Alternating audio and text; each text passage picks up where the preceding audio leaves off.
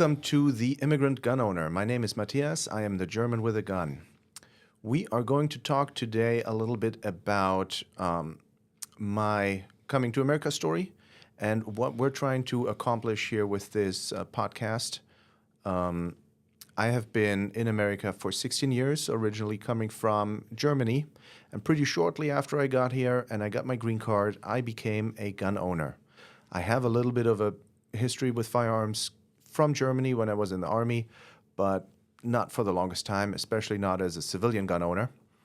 And I have noticed that in America, when I train, when I go to the range, or when I go to gatherings, events, conferences, that the people I see there is a very homogeneous crowd. It's a bunch of old white men. However, I know from experience that that is not representative of the gun community as a whole. There's a lot of data that the gun community is incredibly diverse, and when you go to the gun range or you look at different gun groups, you see that all these different people from different backgrounds are there.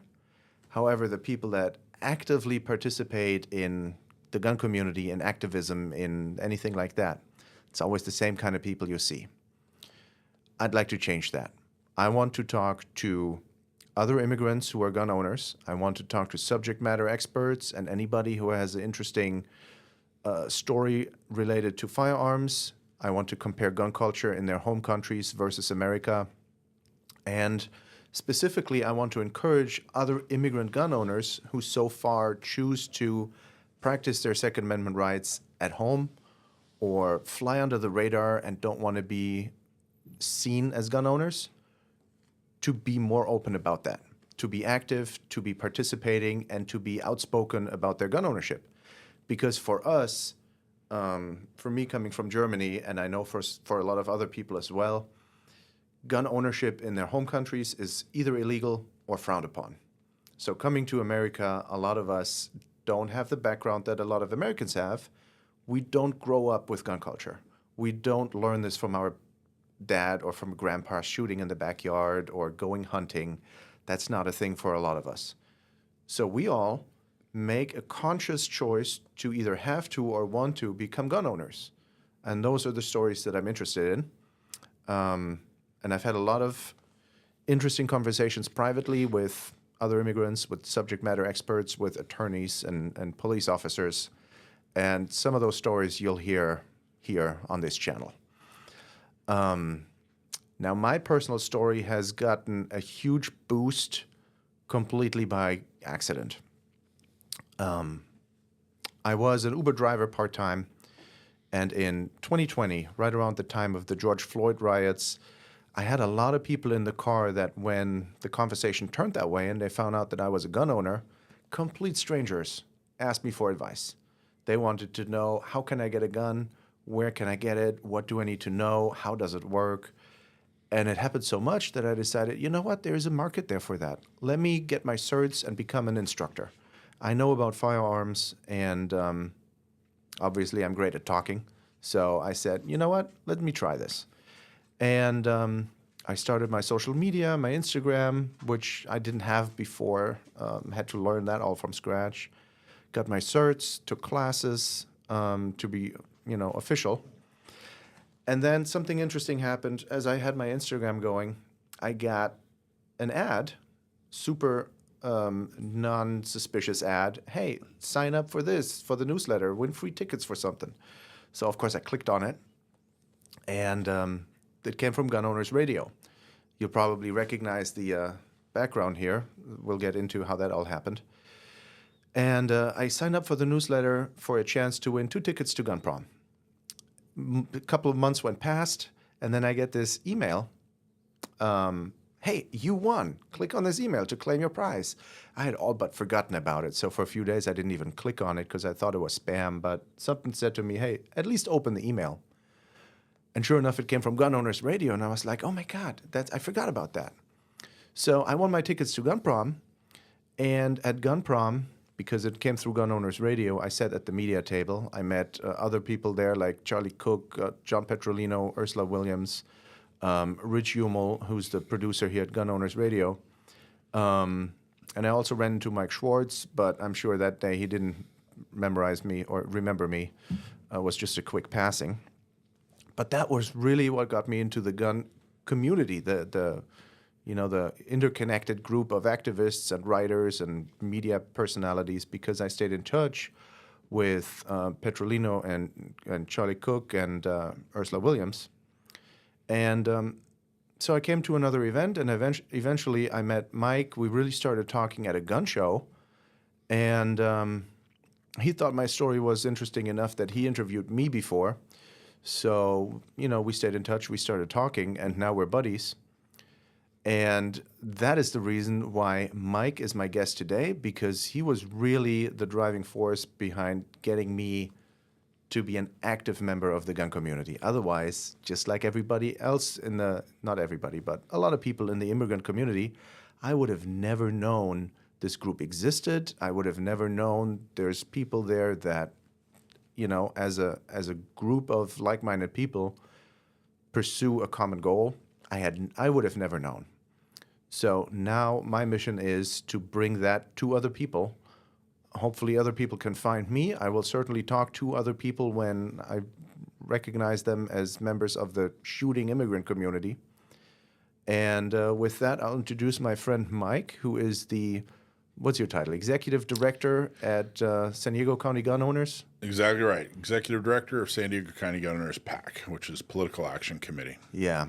And you're the host of Gun Owners Radio. Yep, one of them. I'm one of the hosts of Gun Owners Radio every week from 5 to 7 on our YouTube channel. When I first met you, it was actually on the actual real radio. I listened to it in the car most of the time, which I can still do with my phone now with YouTube.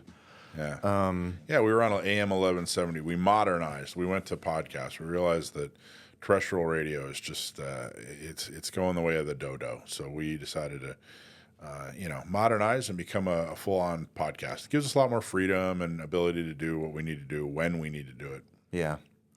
And when we were talking at that gun show, you asked me a lot of questions about how it was growing up in Germany. You asked me about my grandparents and, how it was, what I know from them about the wartime. And eventually you said, you know what, this conversation is way too interesting. We need to stop talking. You need to be on the radio show. And you invited me over for a Magnum episode. And as I was in that radio studio, that was the first time I'd ever been to an actual radio studio. We were just sitting there talking, shooting the shit a little bit. And it was completely unscripted. You just had questions, and I answered them. I was like, you know what? If he could do it, I can do it. Although I really don't know what I'm doing. I'm learning this all as I'm going. I have no background in communications, in media, in any of this. But it's an interesting field, and I'm reading a lot, I'm watching a lot, and I think I can pull this off.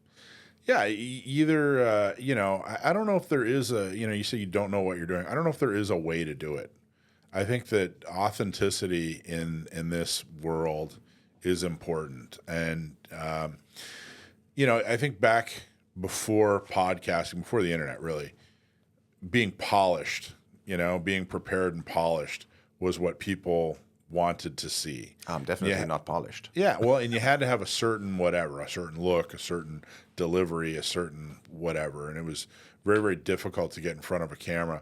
Where these days, I think people are really looking for authenticity. They're looking for realism. And my sincere interest in your story and your background and everything that went along with your journey into gun ownership, or and especially coming from Germany to the United States, I think that comes across when people see that.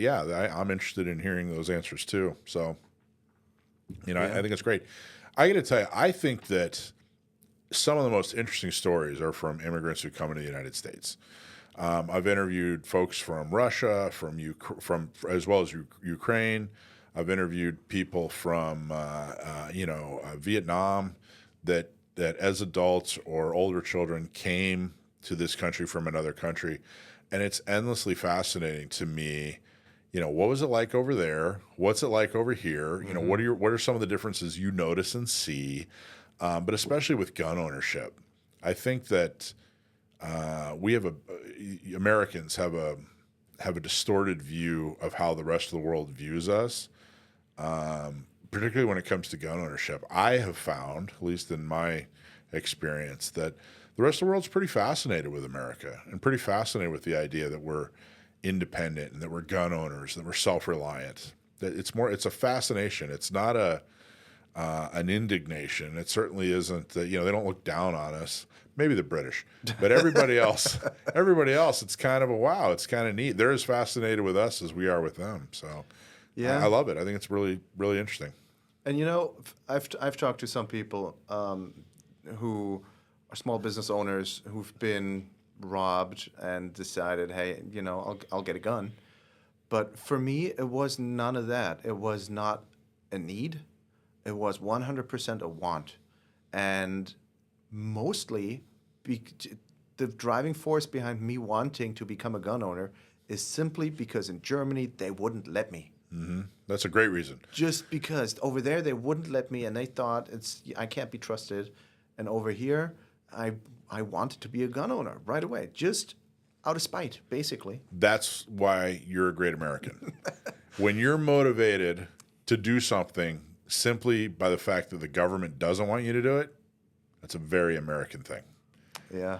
And the more my government wants me to do something, the less willing I'm going to do it. There you go. Or the other way around. The more they don't want me to do it, the more likely I'm going to do it. Yeah. That's not, for the most part. I'm not going to go committing murders and arson and stuff, but you know what I mean. The real true American experiment is that we are the country of the self-governed. And I think it has become less so over time and continues to become less so. But I'm fighting to make sure that we try to get as close to that goal as we possibly can. We are the self-governed. We're not here to be told what to do or how to do it. The government's proper role is to defend your ability to have freedoms, rights, and liberties. Mm-hmm. So, it's like I said, it's a very American thing to say, hey, you know what? The government doesn't want me to. If the government doesn't want me to do it, then we're going to do it. I got to tell you, I remember under Obama, when President Obama was first elected. I wasn't here yet. I was still over there. Yeah, within months, he was talking about an assault weapons ban. I mean, right off the bat. Eric Holder, his attorney general, was already talking about banning assault weapons, quote unquote. And immediately people said, well, I'm going to go buy one. People my mom, who was, 70 at the time or whatever, went out and bought an assault weapon. Yeah. My 70-year-old mother, because, hey, the government doesn't want me to do it. I'm definitely going to do it, and I think that's a good and healthy attitude. I don't know any numbers before Obama, but I think the FBI keeps track of background checks, mm-hmm. Right? It's the FBI, right? Yeah. Yeah. So I think I remember that for a good period of, several years, the number of background checks kept increasing month over month over month for I don't know how many years. Every month more than the previous month. Yeah. All during the Obama years. The more they were talking about bans, the more people were buying guns. There you go. Barack Obama was, an award-winning gun salesman. Yeah. I think somebody gave him a mock award for that, too. He didn't accept it, but I forget who it was. Something about the gun salesman of the year or something. And then the other side of that is the Trump slump. When Trump's elected and he makes a lot of noise and says, hey, I'm going to be good for the Second Amendment, and he, by and large, has been good for the Second Amendment. He can always be better, but he's done a good job. That makes people complacent, and they just kind of pause and they say, there's not a need for me to run out and buy. Yeah. And the gun industry actually suffers. So when gun rights are going the right way or Second Amendment rights are going the right way, people relax. When it starts to get threatened, then boom, they're motivated. Yeah, the laws of scarcity, right? If Yeah. something becomes rare, people want it. There you go. I forgot to mention something earlier. Just for full disclosure here, maybe I should let everybody know about my affiliations and memberships and stuff like that. So I'm an NRA member. I believe at the what are the levels? Life, endowment, patron, and benefactor. I think I'm at the patron level. I'm a USCCA member. I'm a member at NAGA, And I'm a member of San Diego County Gun Owners, which you're the director of, and I serve on the board of SDCGO with you together and some other very good people, just for full disclosure here, that we have, beyond being friends, we have a professional affiliation too. So what am I trying to do here? How am I going to move forward? I think I'll have 3 types of episodes that you're going to see. There's obviously the storytelling episode where I talk to another immigrant with their origin story. That's probably going to be the majority of episodes. I will have some educational stuff out there whenever there's something that I think people need to know about, need to be aware of. I'll make an episode about that. I spoke with Gary Gibson about prohibited persons. That's important for immigrants to know about. You'll see that episode. And then there is I call it an update episode, where important events that I'll talk about that affects the gun community as a whole, but I'll try to focus on immigration-related issues. So those are the types of episodes that I think we're going to talk about. If anybody here, any listener, thinks they have a great story, talk to me. If you know somebody who you think they have a great story, send them my way. I'm interested to talk to people like that. It doesn't have to be immigrants, can be subject matter experts. I recently talked to some interesting people. Mike and I, we went to Salt Lake City for GRPC this past weekend. That was my 3rd GRPC in a row. That's always a great event. You can watch the presentations online. They are all streamed. But being there in person is special because you get to see a lot of influential people, a lot of people who are really moving things. And, for example, whether you know it or not, the founder of the Second Amendment Foundation, who hosts GRPC, is Alan Gottlieb.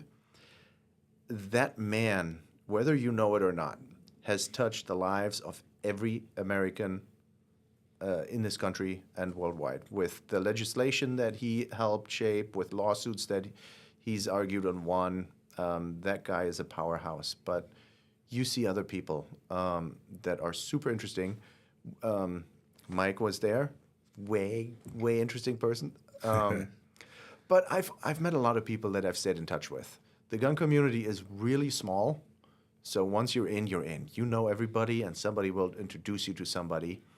Who was the most interesting person you met this year? The top is kind of small. The people that are actually involved in influencing. That's what I mean. The leadership level is kind of small, but there are a ton of people out there.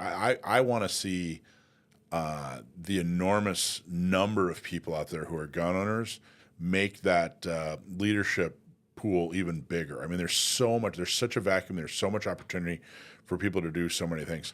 Thanks for clarifying that. So yeah, the people that are the names that you see in the gun community, that's a really small group, but so nice. Yeah. And everybody welcomes you. If you want to do anything, if you want to get involved and be active, everybody's so happy to welcome you. Yeah, I thought there were a lot of really great speakers. I thought that Mark Smith is always really, really good. AWR Hawkins, Mark Smith's an attorney who talks about Second Amendment. AWR is a journalist who writes about Second Amendment. And then Sarah Weaver, who is the daughter of Randy Weaver from Ruby Ridge. I won't go too deep into the story, but she was involved in an incident when she was 16. Her family was surrounded by federal agents. And for meeting her talk was good, but then I got to meet her. I got to sit down and talk to her for a few minutes, and that was even better. It was very, very fascinating to me. Her story was very, very fascinating to me. But the big thing, the talks were great. And I enjoyed listening to the prepared speeches. Robin Sandoval from A Girl and a Gun gave some great statistics that I definitely made note of. But what I really enjoy is the before and after. When we're at the dinners, when we're on the breaks, and somebody pulls you aside and says, hey, we haven't met. Or you go up to somebody and say, hey, I've seen you and I've never had an opportunity to talk to you. And you make that connection. That's huge. I mean, that's enormous. And I really enjoyed that piece of it, making those connections.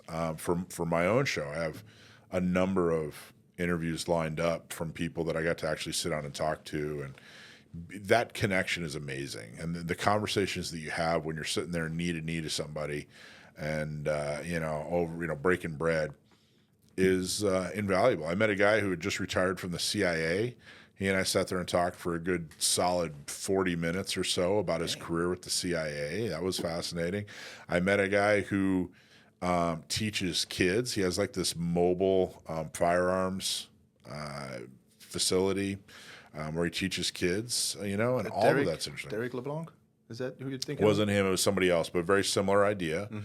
And all kinds of different people, attorneys and you name it. It was just really, really fascinating. So I enjoyed every piece of that. I enjoyed going to the Browning Museum before the conference and seeing the amazing inventions that guy came up with. I thought, Matthias, when we showed up, I thought, well, this is just going to be a room full of 1911s. And that was a small section of the museum. He was such a prolific inventor. There was everything there. Everything. Shotguns, full auto, the BAR. Yeah, lever action, over-under shotguns. It was really, really fascinating. And then after the conference, when we went down and saw the Charlie Kirk Memorial in UVU, that was fascinating as well. So the whole trip was outstanding. Yeah, that was a great trip. I wouldn't have been able to go without your help, so thank you for that. Absolutely. Yeah, we're actually we're going to start a activist scholarship program. So we're going to raise money all year, and depending on how much money we raise, we're going to pay for activists to go to next year's GRPC so that they can learn and take the tools that they gained at that conference and come back to San Diego and be activists, be effective activists. I think it's that important. Yeah, I think that's a great idea. I don't have the budget for anything like that. I can just try and talk to people and convince them that I have a good idea and you need to help us out. There you go. But I found my niche. I think the intersection of immigration and gun ownership is an interesting space. What do you think of it? Do you think that? What do you think? Is there immigration. You could come from one of 200 countries, and there are so many different cultures. There are multiple cultures in each country. Do you think there's a common thread with immigrants who come to America when it comes to Second Amendment? Is there a similarity or something that they have in common? I don't know. I don't know yet. I have anecdotal evidence for that, but I'm mostly talking to people who are interested in the gun community. Mm-hmm. I don't speak a lot to people who are not. Right, because I specifically seek out the immigrants that want to become gun owners and want to learn and be part of the community. I talk to other immigrants, but not about guns. So I don't know if somebody chooses not to be part of it. I don't know why. Yeah. So I have a one-sided understanding of it. I don't know too much about the other side, so it's difficult for me to say. Do the folks who are interested in firearms who are immigrants, including yourself, was it in their head that, hey, I want to check out guns when I get to America, or did it happen after the fact? Both of those exist. Yeah. So, for example, at GRPC, we met Christian Craighead. Yeah. SAS guy, retired now, but interesting story. If you're familiar with it, you'll know. If not, Google it. Super interesting story. But he said, you know what? I want to be in America. I don't like what goes on in my home country anymore. And he'll try to get citizenship. And that was interesting conversation. And then we met. He's from Great Britain. He's from Great Britain. In '97, they essentially banned all possession of handguns. Yeah. Everything was already heavily regulated. And nowadays, I'll get you the numbers. Exactly, but nowadays more people get arrested in Britain for Facebook posts than they do in Russia. And that's mind-blowing. That's just not what we thought the Western world was all about. Similar story, we met Kate, Lady Liberty. Yeah, from Australia. Yeah. She also left Australia. She was very frustrated with Australia. And if I misrepresent your story, correct me, please, but I'm paraphrasing. Um, she was very disappointed with how Australia handled things like the pandemic. Very strict on the lockdowns. They basically didn't let anybody in and out of the country. Even citizens weren't allowed to come back in a lot of cases. So Australia also has a troubled history with gun control, and she came to America and became a gun owner and is very active in the gun community. And I don't know how likely it's going to be that she's making a difference in Australia. She's definitely trying. She's working very hard. Um, but she worries about her home country, and those are mostly the people that I talk to, because those are the interesting stories. If somebody is not involved in the gun community, that's, in my personal view, that's not the interesting story, right? Peace doesn't make for good reading material because it's boring. But yeah, so super interesting people at GRPC. Mark Smith, man, that guy is fascinating. Yes. He talks really fast. He's very difficult to follow, especially if you are not used to the legal language. But super fascinating guy. He's top of his game. When it comes to, if you want to hear about the legalities, if you want to hear the details and interpretation of a lawsuit, particularly a federal lawsuit, he's your guy. I think he does a great job of not only understanding the details of the lawsuit, but he does a good job of saying them in a way that you can understand, and then kind of looking into the crystal ball. I was going to say that. You know, and very basically good saying, understanding of the implications of whatever happens in the legal world. yeah, this is what this is going to do in the future. You know, this is what this means. This is how it interacts in the legal world. I met him for the first time at GRP. I'd never even heard of him before GRPC last year at San Diego. And he came and gave a talk and just blew me away. And I'm like, who is this guy? And went up and talked to him, and we chatted for a while. And then he gave another talk later in GRPC, and I've followed him ever since. He does such a good job. You didn't know about Four Boxes Diner before? Before last year, I'm in such a San Diego Second Amendment bubble. I don't really, I really like, I don't think anybody out there knows more about the San Diego City Councils and the San Diego City Council members, you know, and the sheriff of San Diego than I do. Like, I mean, that's your bread and butter. That's my world.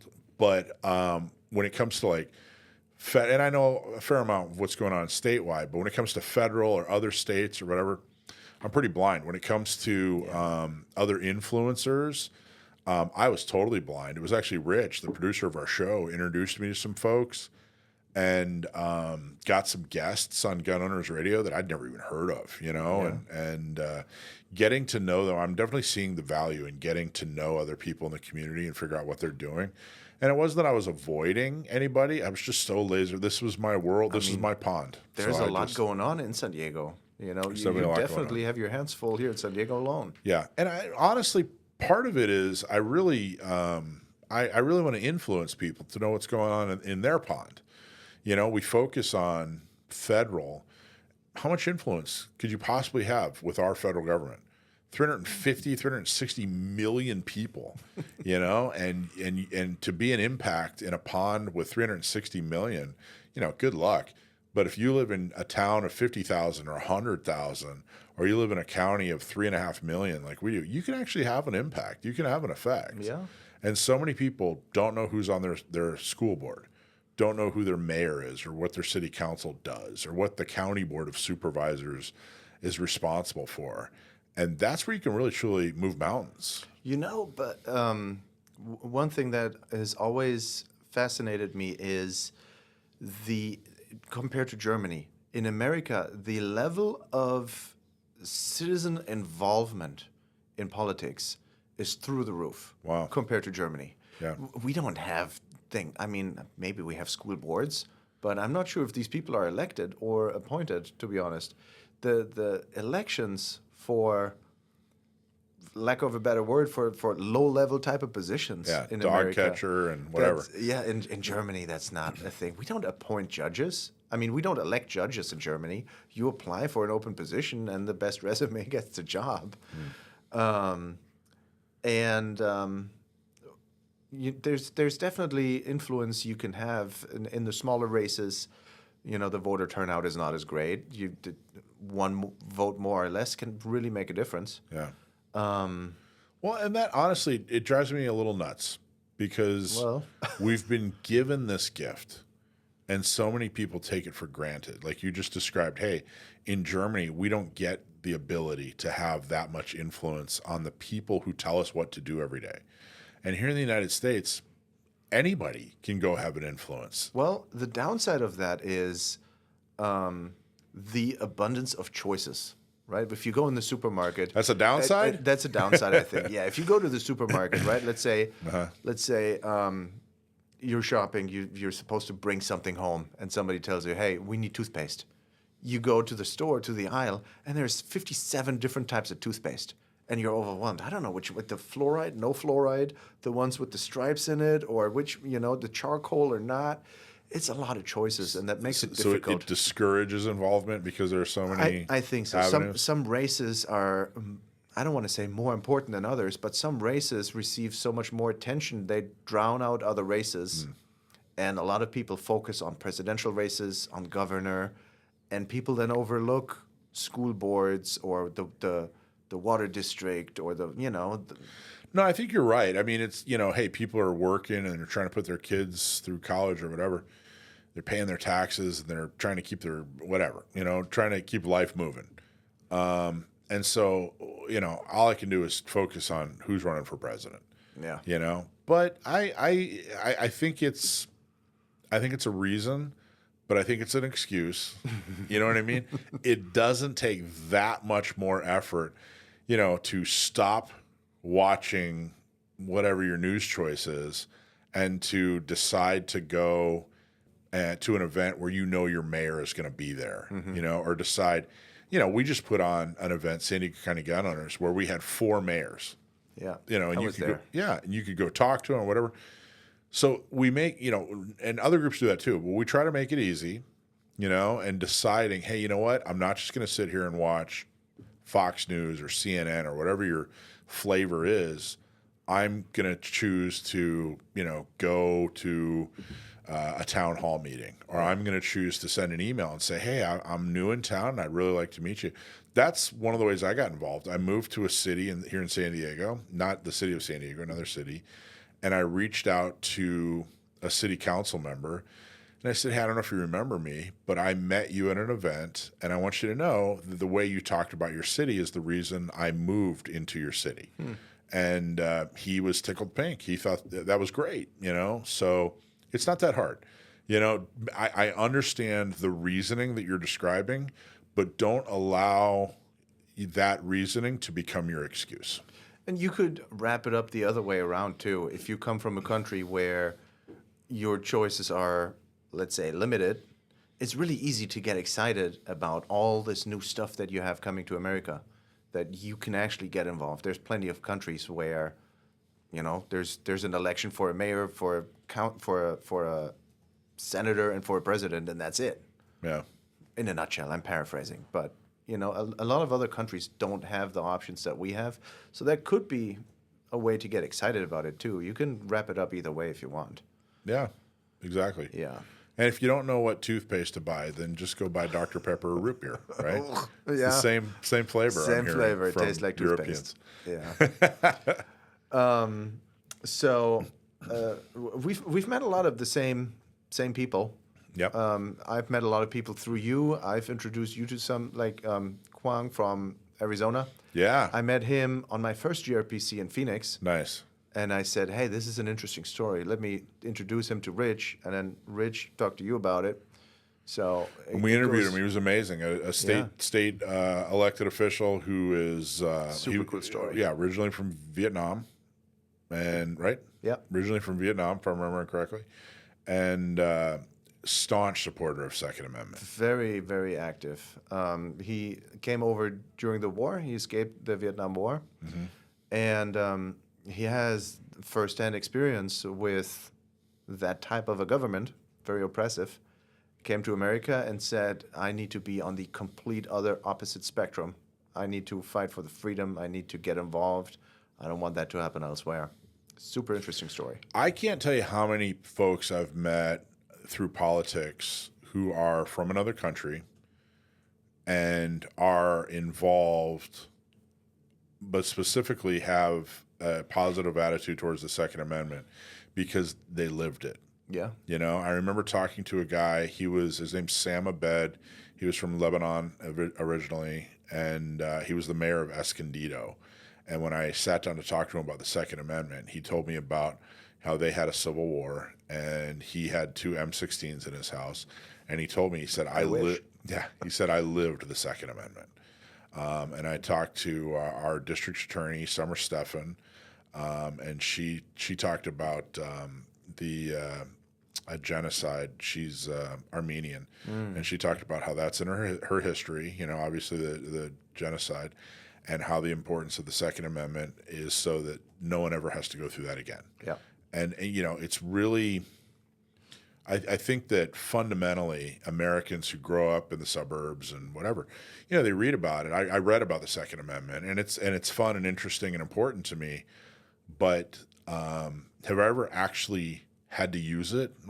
Probably not really. Certainly not in the way that some of the folks I've talked to who immigrated from another country, who didn't just immigrate, they fled.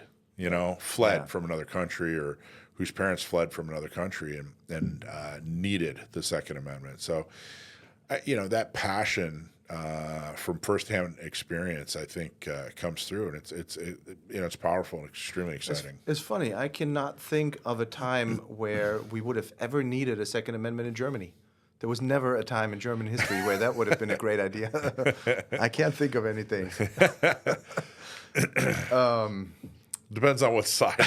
Depends on what section of Germany you were living in, I guess. Yeah, no, I'm researching about an article right now for the history of gun control in Germany. Yeah. Goes back really far, and it's a interesting development in America.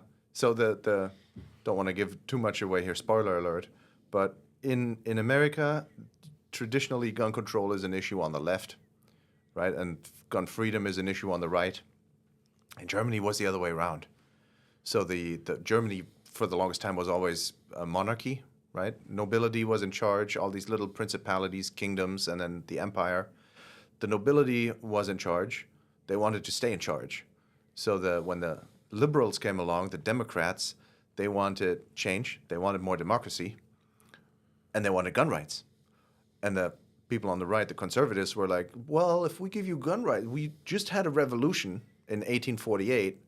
You guys were trying to get rid of us. If we give you guns now, then you are going to get rid of us. So let's say no to that. Yeah, I got to tell you. The point is, it's the people that want more power want less guns, right?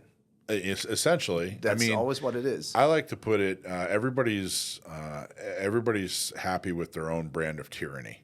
Yeah. You know, like I'm all for freedom in this subject, but I'm not for freedom in this subject, you know.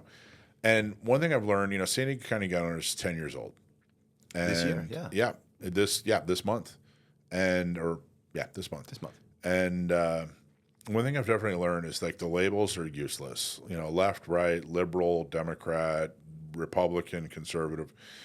You're either, you know, anti-gun or you're pro-Second Amendment is really what it boils down to.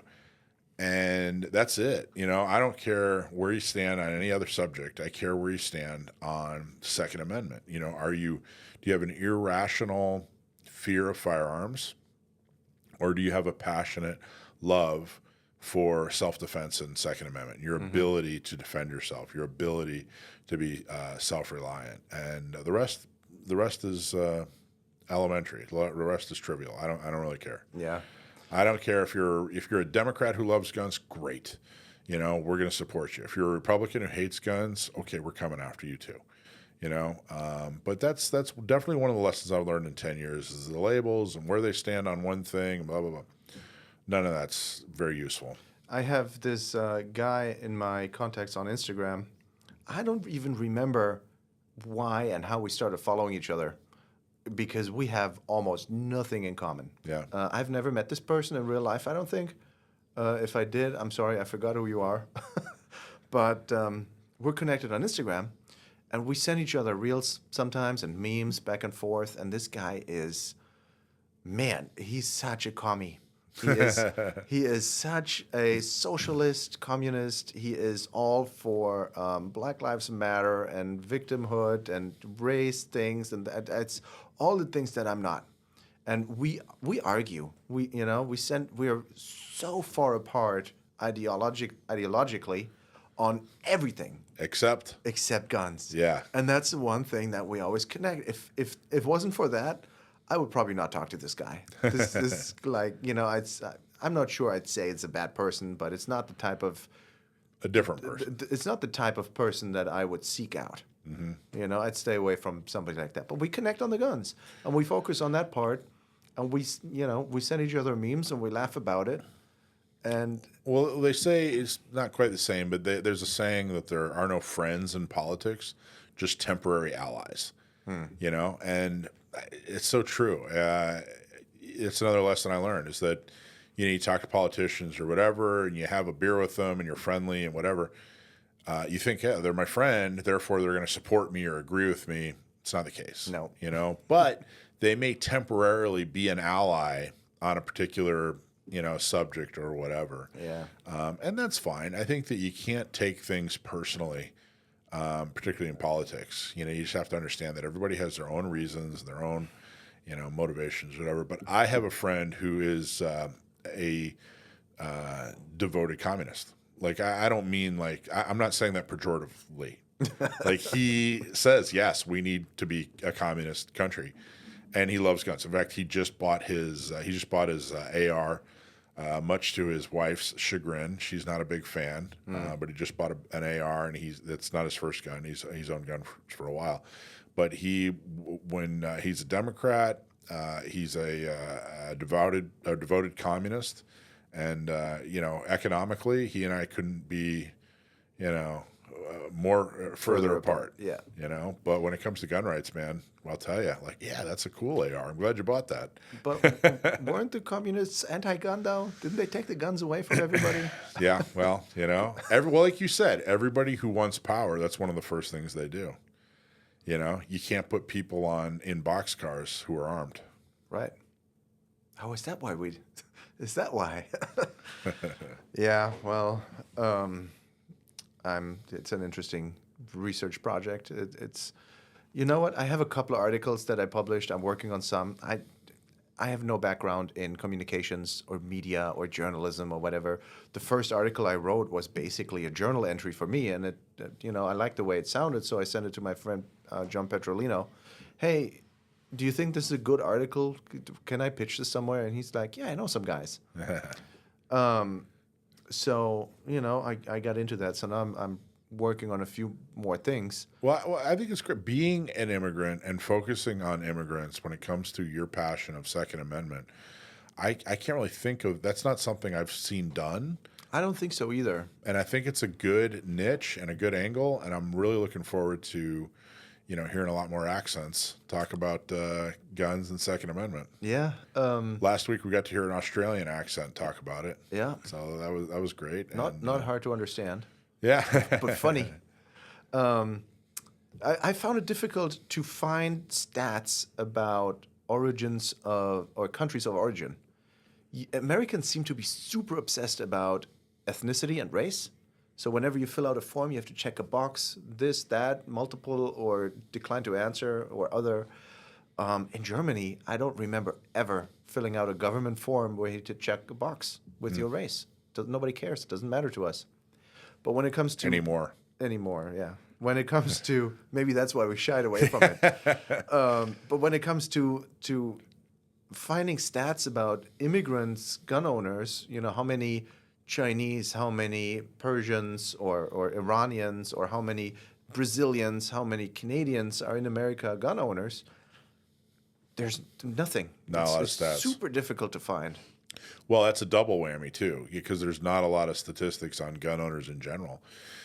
People who are gun owners, they don't want to be categorized. You know what I mean? They don't want their information on a database somewhere. There's a lot of databases that we're in, though. There are, but they've been abused. They've taken those databases. If there were a database out there, a gun database, that was thorough and accurate, and it hadn't been abused, it hadn't been used against gun owners, I think we'd be living in a different world. But, they say that registration leads to, taxation or confiscation, and that's it. Yeah. Your gun owner, a gun's biggest enemy is rust and politicians. And it's because of that distrust that's been built by the anti-gun community by abusing things like databases. That's why now when gun owners hear any kind of new law, forget it. We gave you a bunch of trust. They talk about how the anti-gunners talk about how Second Amendment folks are, refuse to budge or compromise. We used to compromise a lot. We've done nothing but compromise. Every gun restriction that's come along since 30 has been a compromise. And we've gone along. But when they really, truly started to abuse the trust that we gave them, and we had to start taking away latitude. Okay, well, that's enough. You've gone far enough now. And that's where we're at. I think we need to undo a number of laws and continue to enforce laws against people that are, dangerous. They're a risk to themselves or others. Make sure that you should be sane, trained, and law abiding if you're going to be a gun owner. I get that, but if you are sane, trained, and law abiding, you should be able to own and carry and practice the way that you choose. Yeah, and I would go a little bit further, and I'd like to say that almost all gun control and almost all gun laws.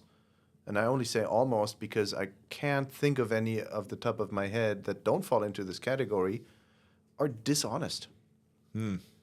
It's always about safety. It's always about, think of the children. Yeah. Well, but it doesn't actually do what they say it's going to do. I think legislation needs to be judged by its outcome instead of its intention. Well, a good example of that are the red flag laws, the gun violence restraining orders in California. They were pitched to voters as, hey, if someone's dangerous and there's a gap in the law and we aren't able to stop this person, but we know they're dangerous, in these rare instances, we'll be able to confiscate their firearm and then analyze whatever. And voters bought it and said, okay, that sounds reasonable, but that's not how they're being used. Right. They're being used against basically everyone with a gun. Any kind of violation of the law, they're filing gun violence restraining orders. If you're a gun owner, they're being used as standard operating procedure for law enforcement, and that was not how they were pitched. That's not the intention. They were supposed to be this minor, tiny little gap in the law that, hey, golly gosh, we might want to try and look at what we can do. And it turned into a horrible violation of people's Second Amendment rights. Yeah. So that's exactly what you're describing. Exactly. And then other things like everything that makes it prohibitively expensive, right? The 11% tax, for example. Yeah. What's that supposed to do? Is that discouraging criminals from getting guns? They're not paying the tax. And they again, steal the guns. They do. That. Well, and the dishonesty, that 11% that they collect, where does it go? Towards gun control measures. Right. Anti-gun groups get to use that to spread their propaganda. Right. I mean, it's totally dishonest. When they can't legislate it, they want to make it too expensive. Yeah. For example, I have a huge problem with so I lived in Massachusetts. I had a license to carry there. And if you have a license in Mass, you have a license to carry, period. Anybody's gun, yours, mine, one that's borrowed, Over here, you have to list the make, model, and serial number on your permit. And you can only carry that gun. Right. So what if you're in a low-income household? You're two parents that work opposite shifts, and they can only afford one gun. God knows the gun is expensive. Then the CCW for both partners, right? And you can't even get a CCW for both because the gun is only registered to one of the two. What if husband carries, he works, let's say, I don't know, some gig economy job that he can carry. He comes home, passes the gun to his wife, who then goes to work, and he's home with the kids. She can't carry that same gun. They both have to get their own gun. Right. That's for some people that might not be an affordable option. Restrictive gun laws, no question, are they disproportionately Yeah. are used against folks who don't make a lot of money and minorities. Yeah. Particularly Black and Hispanic men. Disproportionately, gun laws are used against them, and to put them in jail longer, to put more of them in jail. Yeah. Gun charges are an add-on charge most of the time. It's not even the reason somebody got in trouble in the first place. Right. But if you're struggling economically, if you're a single mom, you're trying to make ends meet, gun laws work against you. They're turning it into something that's very expensive. And when I say I'm talking about self-defense. They've turned self-defense into something that's cost prohibitive. I feel like that about any license. If the government comes and requires you to do something, get a license, get a permit, it better damn well be free. I think it's extortion. You're coming to me and you say, I have to get this license. Okay, I'll get the license, but don't ask me to pay an exorbitant amount of fees for the license, for the training, for all the ancillary costs that come with that. Especially if you're not getting in return. I mean, what are we getting in return? What's being given back to us? Yeah. But I agree, and it's something I think it's important for people to really truly think about is what is the basis for these laws? And like you said, they should be judged on what they're producing. What are they doing? Are they doing good for society? Are they actually accomplishing the thing that they said they'd accomplish? I like the idea. I think that laws in general should sunset. Every law you pass should have to be revoted on every 5 years or every 10 years, and people should have to analyze it and say, yeah, all right, has this done a good job? Because undoing a law is, oh my gosh, it's near impossible. Yeah. We have about 400,000 laws on the books here. It's an that estimate. low? It's an estimate. Nobody knows Yeah. really. I mean, some of those are specialized. Some of those only affect truckers. Right. Some of those only affect merchant marines, But I think that's a good... And that doesn't sound like the land of the self-governed. No. That sounds like very, very governed. Yeah. So. I think that's a good closing. Good.